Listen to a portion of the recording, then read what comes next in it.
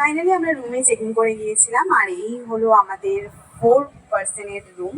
আর আমরা ছিলাম 4জন আর 2 বাচ্চা, আর তার জন্য নিয়েছিলাম আমরা এই রুমটা।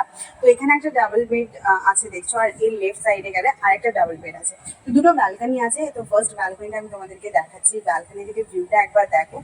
এই হলো সুইমিং পুল, যেটা হচ্ছে যে মেন কি বলবো এই রিসর্টের। আর ওই দূরে হচ্ছে সমুদ্র।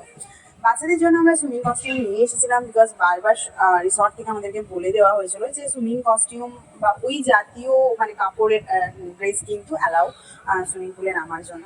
তো বাচ্চারা কিরকম এনজয় করছে দেখছো, মানে এনজয় করার মতনই। আর শুধু বাচ্চারা না, আমরাও ভীষণভাবে এনজয় করেছি। প্রায় 3-3.5 ঘন্টা আমরা জলে ছিলাম।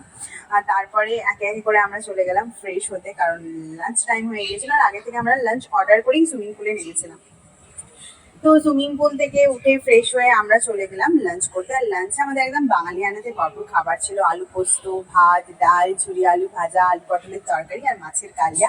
খাবার টেস্ট বেশ ভালো, হাইজিন ভীষণ সুন্দরভাবে মেনটেন করা, খুব সুন্দরভাবে খাবার পরিবেশন করা হয়েছিল। দাম একটুখানি বেশি, ওটা তো মন্দারমণিতে যারা আসো তারা জানো একটুখানি রিসোর্টের খাবার বেশি দাম হয়, বাট ঠিক আছে।